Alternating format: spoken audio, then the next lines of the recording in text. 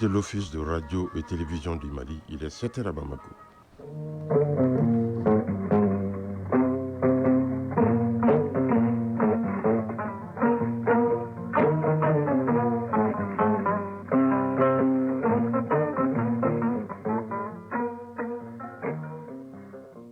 Le journal. Oumar Moussa Traoré. Mercredi 9 juillet 2025, bonjour et bienvenue. Ciel nuagé sur Bamako où 32 degrés sont attendus comme température maximale.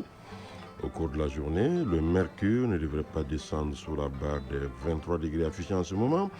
À la une de l'actualité de ce matin, les acteurs du sous-secteur élevage de notre pays procèdent à un constat d'étape de la campagne vaccinale. Il ressort que plus de 41 millions d'animaux, soit 53,43%, ont été vaccinés malgré l'insécurité et le déficit de personnel. Cette information a été livrée lors de l'atelier bilan 2024 et programme 2025 de la campagne de vaccination du cheptel de notre pays. Autre titre de l'actualité de ce mercredi 9 juillet 2025, suite de la série de dossiers réalisés par la rédaction dans le cadre de l'an 1 de l'AES sous la présidence malienne. Aujourd'hui, nous évoquons le dossier défense et sécurité. Les pays membres de la Confédération de l'AES travaillent à la mise en place d'une force unifiée. Elle sera forte de 5000 membres et constituera un tournant stratégique dans l'édification de l'architecture de défense commune tant attendue. Des résultats tangibles sont déjà obtenus sur le terrain, nous dira Yaya Konaté dans ce dossier. Et puis la chronique de l'environnement dans le rendez-vous du mercredi à Guibou Koulibaly poursuit son dossier sur la pollution plastique. Aujourd'hui, il nous parle du rôle que les autorités traditionnelles peuvent jouer pour inverser la tendance en préservant notre environnement. Enfin, en sport football, on parlera de la CAN féminine Maroc 2025. Les Aigles dames, après avoir réussi leur entrée en lice, attendent leur deuxième match de poule vendredi contre le Ghana. Et puis, nous dirons un mot de la Coupe du monde des clubs nouvelle formule qui se déroule aux États-Unis d'Amérique. Le second club qualifié pour la finale sera connu ce soir. À l'issue de la confrontation entre le Paris Saint-Germain et le Real Madrid, hier, les Anglais de Chelsea ont obtenu leur ticket pour la finale qui sera européenne. La synthèse de l'actualité sportive, ce sera avec Aridou Matina. Voilà pour le sommaire. Pour commencer cette édition, cette nouvelle, la Cour d'assises de Bamako a rendu hier mardi son verdict dans l'affaire dite de l'achat de l'avion présidentiel et des matériels militaires, mettant ainsi un terme à un long procès très suivi par l'opinion publique. À l'issue des délibérations, Boiré Fili Sissoko, ancien ministre de l'économie et des finances, a été condamné à 10 ans de prison ferme, ainsi qu'à une amende de 500 000 francs CFA. Le colonel-major Nountap Dabitao, pour sa part, écope d'une peine de 7 ans d'emprisonnement ferme, assortie d'une amende de 300 000 francs CFA. En revanche, le général Moustapha Drabo et l'ancien ministre Mamadou Kamara ont été acquittés. Par ailleurs, les 5 personnalités également mises en cause dans cette affaire faisant l'objet d'un mandat d'arrêt international ont été jugées par contumace. Nous y reviendrons en détail dans nos prochaines éditions avec Gary Boupé. Je vous le disais en titre, en 2024, plus de 41 millions d'animaux ont été vaccinés, soit 53,43% de la prévision de la campagne vaccinale du pays. Cette information a été donnée lors de l'atelier bilan 2024 et programme 2025 de la campagne de vaccination du cheptel du Mali.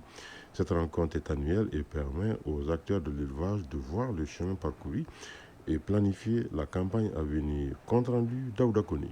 Sur une prévision de 76 860 210 000 têtes, toutes espèces confondues à vacciner en 2024, les agents vaccinateurs de la Direction nationale des services vétérinaires ont vacciné 41 68 999 têtes, soit 53,43%. Ce résultat a été atteint malgré la persistance de l'insécurité et l'insuffisance du personnel. Ce bilan vient d'être communiqué au cours de l'atelier bilan et programme de la campagne de vaccination du cheptel. Boubacar Kanouté, directeur national des services vétérinaires. Il n'y a pas eu de situation particulière. Et ce que nous pouvons dire seulement, qui parle de vaccination parle de mobilité du personnel. Et cette mobilité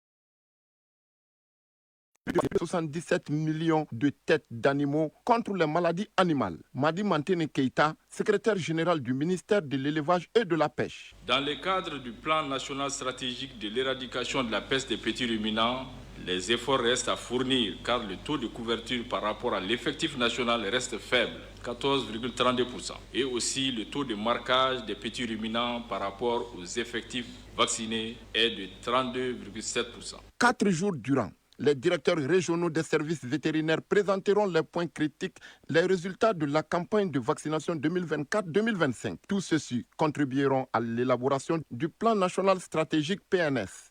Ce plan permettra de gérer la prochaine campagne de vaccination du cheptel malien.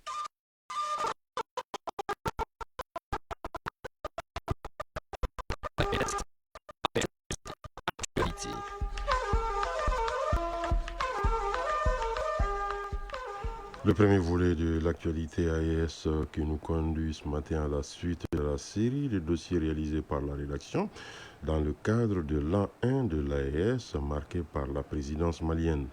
Nous abordons aujourd'hui le dossier défense et sécurité. Les pays membres de l'AES travaillent aujourd'hui à la mise en place d'une force unifiée. Elle sera forte de 5000 membres et constituera un tournant stratégique dans l'édification de l'architecture de défense commune tant attendue. Les questions de défense et de sécurité constituent en effet le premier des 3 piliers sur lesquels se fonde l'Alliance des États du Sahel. En un an sous la présidence malienne, que de chemins parcourus en la matière. Les 3 armées évoluent sur le front en parfaite harmonie sous la direction des chefs d'état-major, des ministres de la Défense et des chefs suprêmes des armées. Appui mutuel, partage des renseignements, opérations conjointes. Tout est mis en œuvre pour réussir là où les forces internationales ont échoué. Le dossier est signé Yaya Konati. Des tirs nourris dans le désert en territoire nigérien, non loin de la frontière avec le Mali. Nous sommes dans le département de Tilia, l'ennemi n'est certes pas là, mais l'exercice est plus vrai que nature et se passe entre amis. Des éléments des forces spéciales du Niger, du Mali et du Burkina Faso, auxquels se sont joints des représentants des armées du Tchad et du Togo, se retrouvent pour des manœuvres conjointes. Un exercice dénommé Tara Nakal, amour de la patrie en langue nationale Aoussa.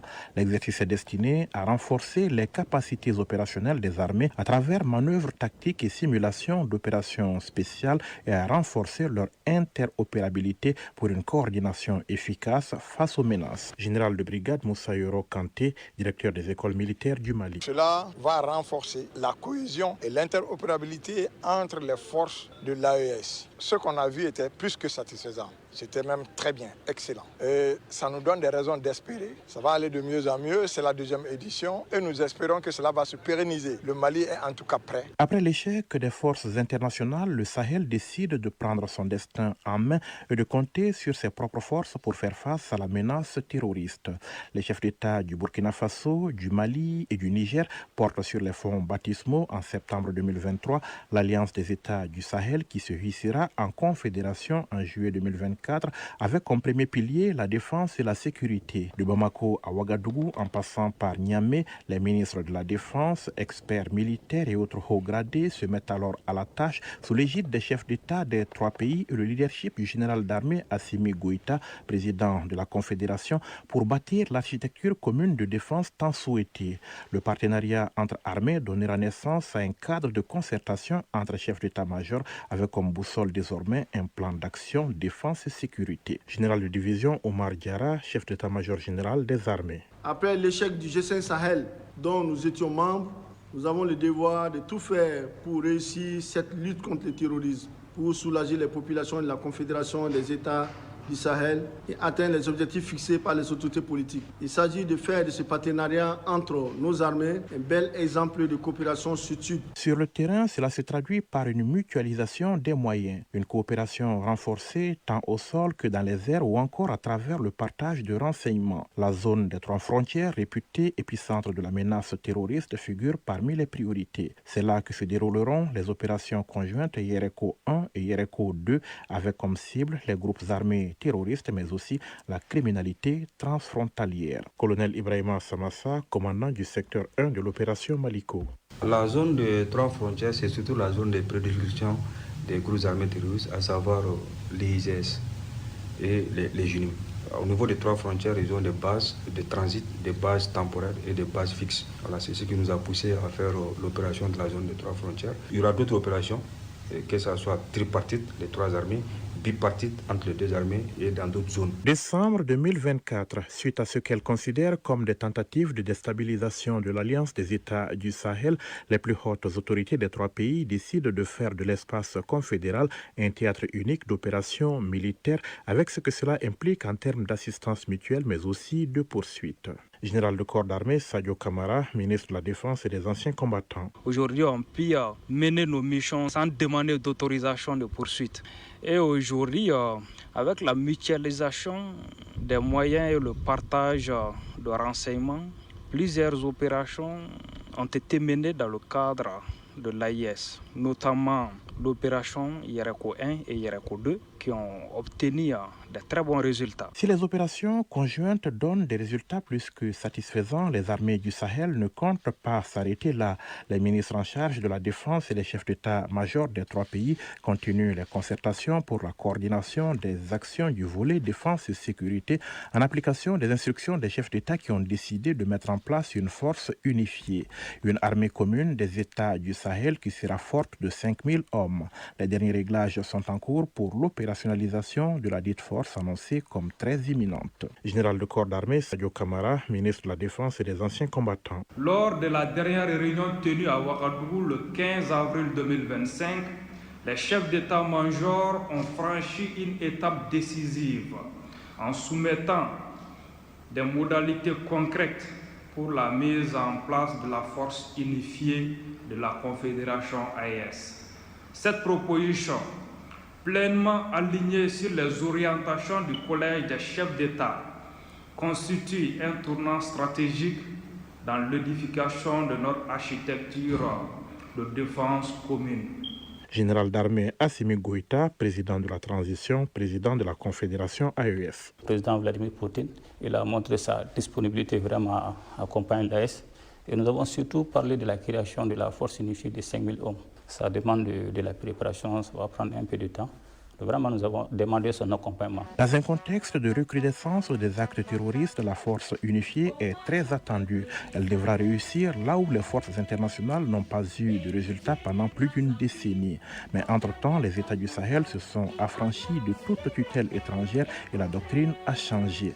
Elle est désormais celle d'une sécurité partagée, centrée sur la complémentarité, la réactivité et la souveraineté.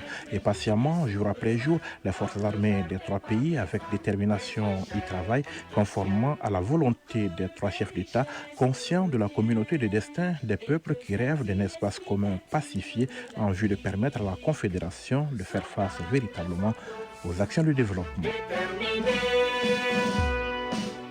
Le deuxième volet de l'actualité AES nous conduit au Burkina Faso et c'est pour évoquer la campagne agricole humide 2025-2026.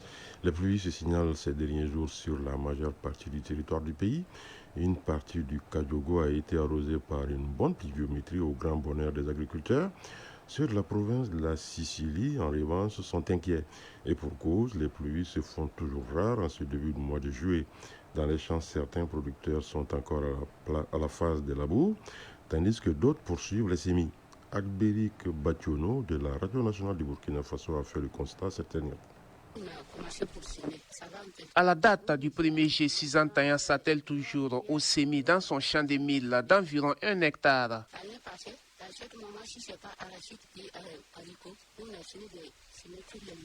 Nous sommes à Sapui, dans la province d'Iziro, où les pluies sont rares en ce mois de juillet, comme l'atteste le producteur Hassan Sawadogo. On a semé, mais vous voyez, ça n'a pas bien poussé. Nous sommes attendant la pluie pour ressemer, mais jusqu'à présent, la pluie n'est pas là. On n'a pas vu le terrain qui est nu, sinon ça a été semé. Jusqu'à présent, il n'y a pas eu de pluie. Ça a train de pousser, mais ça n'a pas bien poussé. En cette période, la quantité d'eau tombée est nettement inférieure à celle de la campagne écoulée, selon Abouakar Noaga Beogo, agent à la direction provinciale en charge de l'agriculture d'Iziro. Actuellement, les agents, les producteurs, tout le monde s'attelle au labour, au semis. Surtout les semis, parce que les labours ont commencé bien avant. Mais avec les poches de sécheresse là, en temps, les labours étaient vraiment arrêtés. Voilà, mais maintenant, ça s'installe très bien on a de l'espoir que cette saison, ça va aller. Dans la province d'Isiro, les producteurs cultivent principalement le maïs, le mil, le sorgho, le niébé et l'arachide. Pour un bon rendement, Abouakar Noaga Béogo donne quelques conseils pratiques. J'invite les producteurs à s'y atteler, vu que la campagne s'est difficilement démarrée, à mettre les bouchées doubles, vraiment pour pouvoir profiter de cette humidité qui s'installe progressivement. Pour accompagner les producteurs, le gouvernement a mis à la disposition de la province plus de 180 tonnes de semences, toutes spéculations confondues, et plus de 700 tonnes d'engrais dans les 6 communes que compte la province. Un aménagement sommaire d'au moins 5 hectares est prévu par commune, selon les chefs des services provinciaux des aménagements agro-pastoraux et du développement de l'irrigation. À la date d'aujourd'hui, nous sommes à 289,15 hectares déjà réalisés par les différents agents. Aussi, il y a ce qu'on appelle les labos gratuits. L'État a appuyé les PDI dans notre localité pour bénéficier des labos gratuitement. Donc nous sommes sur 40 hectares, les labos sont en cours, on a 4 hectares déjà réalisés. La province d'Isiro a également réussi 6 tracteurs et 4 motoculteurs pour les labours. Pour les 6 communes de la province, plus de 189 hectares sont déjà labourés. Enfin, dernier élément à verser au dossier AES, il nous conduit au Niger où le gouverneur de la région de Tawa, le colonel-major Suleiman Moussa Amadou, poursuit sa tournée de prise de contact. À cette occasion, il a échangé avec les préfets des différents départements de la région. Les discussions ont porté principalement sur les questions de sécurité et les conflits récurrents entre agriculteurs et éleveurs. Ali Oumarou de la Voix du Sahel nous donne des précisions depuis Niamey. Face au cadre de commandement de la région de Tawa, le gouverneur a tenu un langage clair. Nous sommes en mission, nous devons réussir cette mission, donc nous n'avons pas droit à l'erreur, a martelé colonel-major Suleiman Moussa Amadou. Le gouverneur de la région de Tawa a particulièrement insisté sur 2 points, la sécurisation des populations et de leurs biens et les conflits entre agriculteurs et éleveurs. Actuellement, nous sommes dans la refondation, nous devons nous adapter déjà à cette refondation et communiquer avec la population pour que il y ait un climat de confiance entre vous et cette population et vous servez de relais entre nous et la population. Cette sécurité-là dans la région de Tawa, nous devons quand même chercher aussi une stratégie commune pour qu'on puisse endiguer ce fléau d'insécurité. Dans tous les cas, je veux donner à chacun un cahier de charge dans le cadre de la sécurité où chaque jour vous allez rendre compte, chaque mois vous allez me faire un rapport pour me dire de quoi il s'agit et quelles sont les solutions. Actuellement, nous sommes en saison hivernale. Comprenez que ça rentre dans le cadre sécuritaire. Donc, il faut qu'on arrive à rassurer la population de manière à ce que, quelles que soient les circonstances, on arrive à assurer la sécurité de ces populations-là pour qu'elles puissent semer. Après la semence, la durée des travaux champêtres, là, on doit suivre ça jusqu'à la fin, de manière à ce qu'ils puissent récolter. La parole fut donnée aux différents préfets qui ont décliné leurs préoccupations au niveau de leurs entités respectives. Le gouverneur de la région de Tawa a pris bonne note. Enfin, au cours de cette rencontre, le préfet de Tassara a remis une somme de 500 000 francs CFA au secrétaire général du gouvernorat de Tawa, un don de l'ONG Al-Wada au profit du Fonds de solidarité pour la sauvegarde de la patrie. Un mot de l'actualité hors des frontières de la Confédération de l'AES et direction Sénégal, où 15 ans après l'adoption d'une loi qui vise à mieux protéger et intégrer les personnes handicapées dans la société, les associations de défense des personnes handicapées interpellent les autorités sur les retards dans la mise en application de cette législation. Sur les 36 articles qui la composent, seule une minorité a fait l'objet de décrets d'application. Depuis le 6 juillet 2010 et l'adoption de cette loi dite d'orientation sociale, le Sénégal a en réalité un arsenal législatif très complet pour assurer la protection et l'intégration des personnes vivant avec un handicap. Par exemple, une disposition prévoit un quota de 15% des personnes recrutées dans les entreprises publiques et privées. Au Togo, à moins de 10 jours des élections municipales prévues le 17 juillet prochain, la tension reste vive. La dynamique pour la majorité du peuple, une coalition réunissant 3 partis d'opposition, a annoncé lundi dernier son retrait du cadre permanent de concertation mis en place par les autorités pour discuter du processus électoral. Pour cette coalition de l'opposition, il est difficile de parler d'élections sans tenir compte de la situation actuelle dans le pays. Targon Sambiri Ouanké, coordinateur de la DMP et président du Parti des démocrates socialistes africains, dénonce un dialogue de façade et pointe l'absence de réponse aux revendications exprimées ces dernières semaines. Les autorités libyennes ont annoncé avoir intercepté 113 migrants au large de leur côte et retrouvé 3 morts lors d'opérations distinctes effectuées durant 3 jours. Les corps ont été découverts sur une plage de Misrata, à 200 km à l'est de Tripoli, selon le ministère de l'Intérieur. Plongée dans le chaos depuis la chute du régime de Kadhafi en 2011, la Libye est devenue une plaque tournante pour des dizaines de milliers de personnes cherchant à gagner l'Europe par la mer. Les migrants sont ramenés de force en Libye, puis placés en détention dans des conditions fréquemment dénoncées par les ONG et l'ONU. Selon les derniers chiffres de l'Organisation internationale pour les migrations, 11 526 personnes ont été interceptées et ramenées à quai en Libye depuis le début de 2025. L'acropole d'Athènes va fermer ses portes aux heures les plus chaudes de la journée. C'est ce qu'a annoncé le ministère grec de la Culture en raison d'une vague de canicule qui frappe la Grèce avec des températures pouvant aller jusqu'à 42 degrés Celsius dans certaines régions. Les touristes ne pourront pas visiter le Parthénon et autres chefs-d'œuvre antiques au sommet de l'acropole entre 13h et 17h locales, soit de 10h à 14h GMT. L'acropole d'Athènes, chef-d'œuvre de la Grèce antique, abrite principalement le Parthénon, le temple dédié à la déesse Athéna, datant du 5e siècle avant Jésus-Christ. Monument le plus visité de Grèce qui attire des visiteurs du monde entier, il est classé au patrimoine mondial de l'UNESCO. La page au sport dans un instant.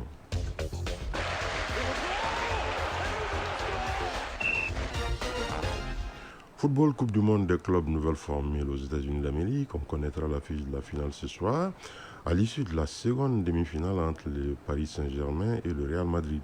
Une rencontre explosive qui marque les retrouvailles entre Kylian Mbappé et ses anciens coéquipiers du PSG. Déjà hier, en première demi-finale, le club anglais de Chelsea a obtenu son ticket pour cette finale qui sera 100% européenne. Nous parlerons de CAN féminine au Maroc. Après un jour de pause, la compétition reprend ses droits aujourd'hui à la faveur des rencontres de la deuxième journée dans le groupe A. S'agissant de notre sélection féminine, elle fait sa deuxième sortie ce vendredi face au Ghana. Pour mémoire, les nôtres avaient gagné leur premier match contre la Tanzanie, battu 1-0 dans le groupe C. La synthèse de l'actualité sportive, c'est avec Aridou Matina. L'événement sportif majeur sur le continent en ce moment est la 15e édition de la Coupe d'Afrique des Nations féminines seniors qui bat son plein au Maroc. Déjà, les 12 nations qui jouent la compétition ont chacune fait une sortie. Le classement dans les 3 poules après la première journée. Dans le groupe A, le Sénégal est en tête avec 3 points plus 4. Deuxième ex aequo, le Maroc et la Zambie, 1 point chacun. Et quatrième, la RD Congo, 0 points moins 4. Avec 3 points plus 3, les Super Falcons du Nigeria, une des équipes favorites de la compétition, occupent la première place du groupe B. En deuxième position, nous avons l'Algérie, 3 points plus 1.